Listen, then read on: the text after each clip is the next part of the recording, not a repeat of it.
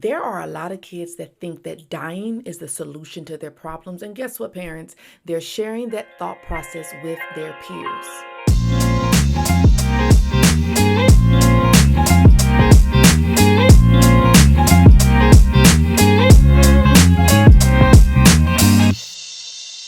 Parents, suicide is the topic we are talking about today. For those who know, it is one of the number two or the second highest reason why adolescents are dying. It is because of suicide. Now, while I've already shared what I am, kingdom strategist, I do this as far as entrepreneurial aspects and avenue of strengthening and repairing families, but I am a full-time educator. And as a full-time educator, I am the safe person at my school. So I am the person that kids come to when they have suicidal ideations. That means thoughts of wanting to kill themselves, depression, anxiety, panic attacks. I'm that safe person. They come to me about a little bit of everything, right? Boyfriend, girlfriend situations, identity issues. It's a whole lot of stuff that I get in my office, but there is an increasing rate, and not just from the schools that I serve, but just across the world, with kids are wanting to die. And unfortunately, a lot of people and parents are not having this conversation with their kids because it's as if they think that their kid can never be the one that will want to kill themselves because they have a great life. They have resources, they have things at their disposal, right? That they can get to quickly. They have a nice life, or what parents think is providing a nice life. But even those kids are the kids who want to die.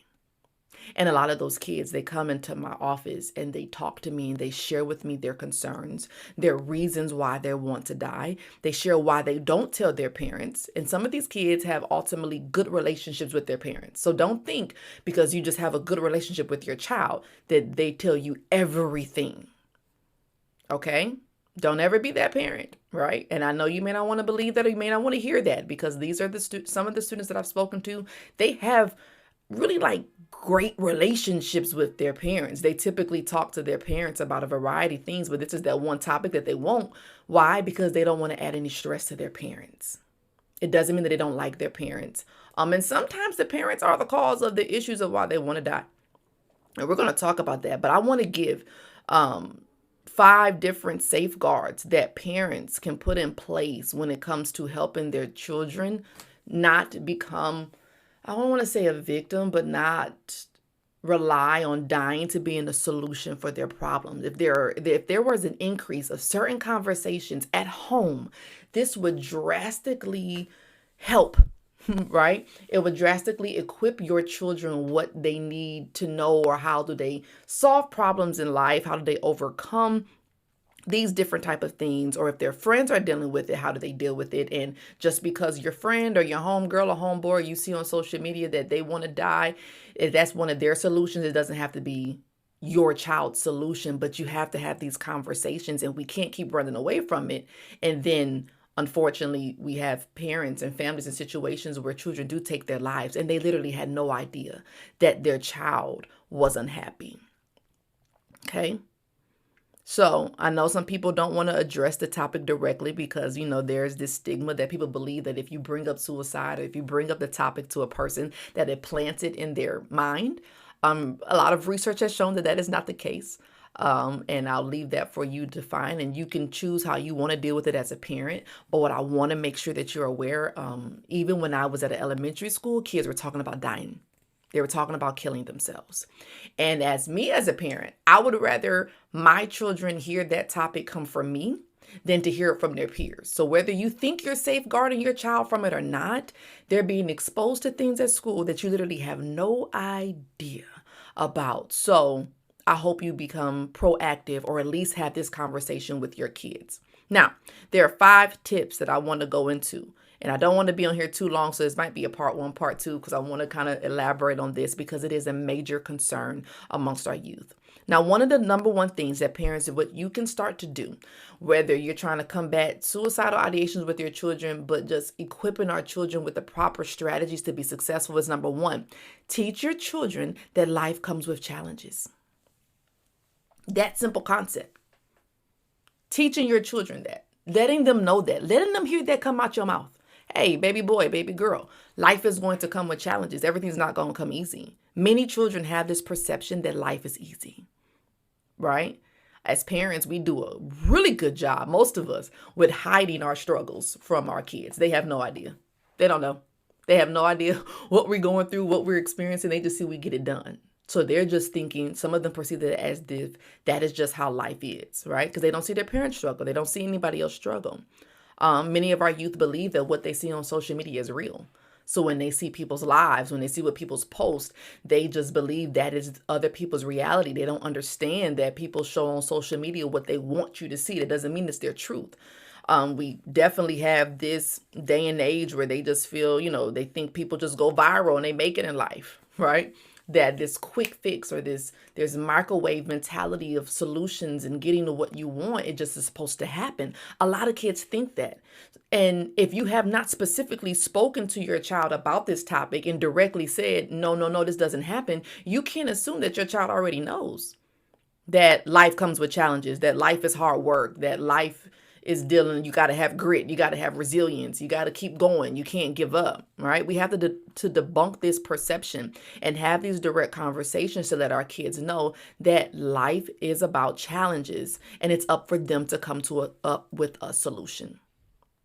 Which takes me to my second point, number 2. Teach your children that there is always a solution for every problem. There is always a solution. And if you begin to equip them with that, even in their small challenges that they may have at home, say they lose something at home, that's a problem for them. That's a big problem. They lose their charger. Oh my gosh, the world is about to come to an end, right? That's a big problem for them. It's not a big problem for us, but it's a problem for them. So we have to get on their level and understand what they consider problems and help them find solutions. So either the solution in that case is they find a charger, someone had another charger for them to use, or you go buy another charger. Those are solutions. So in those moments when they begin to panic, and something like I say is minute to us but big to them, remind them, hey, look, we found a solution, and there's a couple of solutions. So let's make sure we keep our emotions together. You're going to get mad. You might panic at first. Some kids have panic attacks and anxiety. Is so many different things with your child. You know your child best. They have their emotions. Don't invalidate their emotions and say, you don't need to be crying about that. That doesn't matter. That was you just invalidating your child's emotions and they think you don't understand them. So as simply as saying, okay, I get it. You're frustrated. You lost your charger. What's some solutions? Simple as that. I validated my child's feelings. And then I put it back on them to we got to find a solution because there is a solution. There is a problem for every solution. That is a little saying that I say to my kids. So here's a problem. So what's the solution?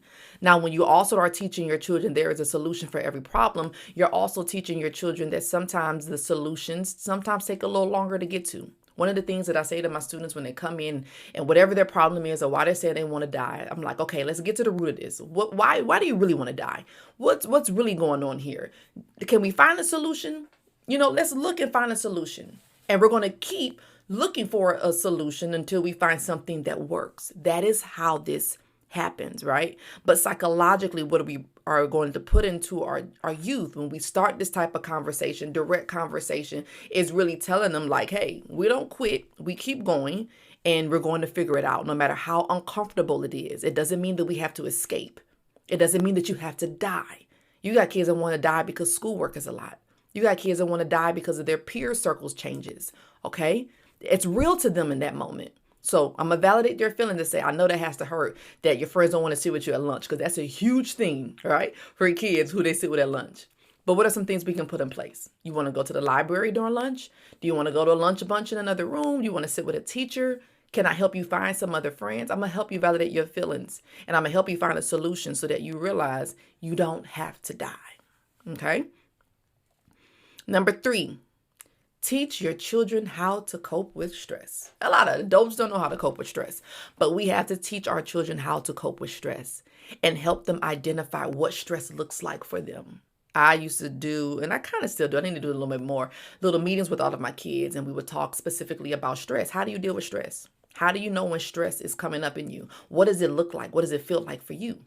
Okay, so what are some things you can do to ground yourself in that moment? When you're stressed out, whether it's schoolwork, whether I'm getting on your nerves, whatever the case it might be, what can you do in that moment to bring you down? And I had them identify all the way down to my youngest. And at that point, I think he was probably in 2nd grade. You can learn how to deal with your emotions in second grade. So don't wait till they're teenagers. You could start as early as possible, right? If they're in school and they have to learn how to sit and follow directions, and they can learn and help them identify when you feel this emotion of anger. What are your triggers? What triggered you to feel that way? These are your warning signs. And now here are some strategies. So some of my kids, one of them likes to listen to music. Cool. Listen to music, help you calm down. Once you calm down in that moment, now you got to find a solution, right? When stress starts to come, let's stop. Remind yourself there's a solution. Let me figure out what the solution is. This is making me feel this kind of way, but help them identify it so that they're able to put things in place. Another thing that's on the rise, a lot of kids deal with stress by cutting. It's a lot of self-harm because in their world, the satisfaction of that pain, it makes them to stop thinking about those thoughts or those intrusive thoughts, the thoughts that just kind of pop up, and they want to cut, and they cut. And the pain helps them not think about what's going on. It's a very unhealthy coping strategy, but it is a coping strategy that a lot of kids are doing. And parents, they know how to hide their injuries. They know very well where to cut, where not to cut, where to hit themselves, things of that nature. I have seen and heard a lot, unfortunately, but it's a real thing. So we have to take that time to have this direct conversation with your child about how do you cope with stress. Okay? Take that time, teach them strategies, help them identify it, and implement it when they're home. Your child's having a meltdown. Okay, I need you to use your strategy right now.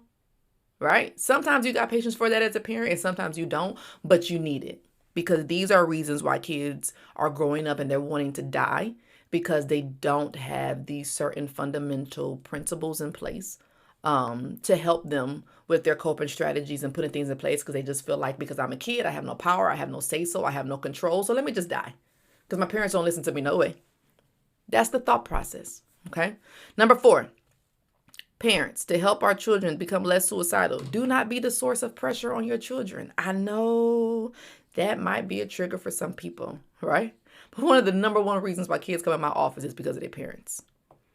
And not that you're not good parents, right? You're providing, you're giving them things. You might even be taking them to extra activities, but they feel like there's this pressure, whether they feel the pressure of keeping up with certain level of grades with their schoolwork, college choices, career endeavors, following in your footsteps, being like their siblings. That's a big one where a lot of kids feels like their parents compare them to their siblings and think that they're supposed to do things the same way. They think that you just aren't going to listen to them because when they come to you with how they feel, you invalidate. You say, oh, it ain't that serious. Oh, why are you tripping? Or it's not that big of a deal. Though that is invalidation for a kid. You may not agree, and you're probably not going to agree with some of the challenges or problems that your kids have, but it's real to them, right? So be mindful of that when you're having those conversations. And if you don't know, if you are adding pressure to your child, open up that conversation and allow them to freely talk to you. Go and ask them like, hey, do I put pressure on you? And and give them a safe space, let them talk freely and honestly, and they'll tell you like, yeah, you do. I have to do this, I got to do this, I have to do these chores. I'm trying to figure it out. I'm not saying that you take everything off your kids' plate because they have to learn how to work through their problems and have to do work, right? But have that conversation because kids feel like they can't reach their parents' standards. And then that's also a reason why some kids are like, I'm just going to die. They have enough pressure as well with societal and cultural norms, trying to keep up with that. What do you do? How do you do this person, or you look this way and you look that way, the schoolwork. It's a lot of pressure our kids have. And I know they don't have bills. They're not dealing with the level of pressure and stressors that we have as adults, but they have real life stressors for them as little people. So please acknowledge them as such. And the last one, teach your child it is okay to be different. That's one of the biggest ones and one of the easiest ones because insecurity is a problem in our society. It's a problem with adults. It's a problem. It doesn't really matter what age you are. But if you can build confidence in your child when they're in your home, to get them to love themselves, to get them even like once, when myself have 4 boys, I celebrate all their differences. I flat out tell them, none of you guys are created the same. So none of you guys are supposed to be the same. You're going to have different interests. You may have a different hairstyle, a different style, or however it is. But I want you to be you and be confident in you being who God called you to be. You don't have to compare. That conversation comes from home, not from the teachers, not at school, and we don't want it coming from their peers. And we don't want it coming from society, because society switch up what the norms are. It could change. The style changes and from one week to another week, right? So we have to be mindful of that. To teach your children it's okay to be different. Get them to love themselves, and not just physical, not just what they look like on the outside, but allow them to know that their character or who they are as a person is just as amazing, and how to help them find the circle of people that will also appreciate that about them. These are the type of things we have to teach our children, because these are just some of the areas that I believe the enemy begins to creep up in them and make them second guess themselves and compare themselves. And even as adults, if you are having challenges with suicidal ideations, you can use these same steps and begin to work on it and being intentional. Have this conversation with your therapist or your life coach or whoever you go to, your mentor, your spiritual counselor, your pastor, whoever you have. Have these direct conversations. Now, those were 5 practical strategies. I am always and will always, as a daughter of God, believe in the power of prayer. Prayer is that extra coating, right? That extra guard around our children. And you should be praying specifically that suicidal thoughts do not come into your children. Pray specifically that God, that my child has the ability to make wise decisions, that my child has the ability to keep seeking for solutions and not compare themselves, that they don't want to be with peers or friends who think that dying is a solution. Close the doors for the wrong friendships. Close the doors for the wrong relationships, God, that can steer them from the direction that you have for them. We got to cover our kids with prayer. That is first and foremost. But then there's the faith and works. I'm big on that. The faith aspects, our prayer, our principles as believers, and then we have our practical strategies that we have to implement. Parents, we got to safeguard these kids. And I'm saying this from a place because I see it every day, because I work with it. And parents, you have no idea what's happening in your child's school. The kids who are cutting in the bathrooms, the kids who are dealing with all type of stuff. It is real. And it doesn't matter what your race is. Okay, so don't think because if you're a different race, oh, my culture or my race doesn't deal with it. No, it's across the board.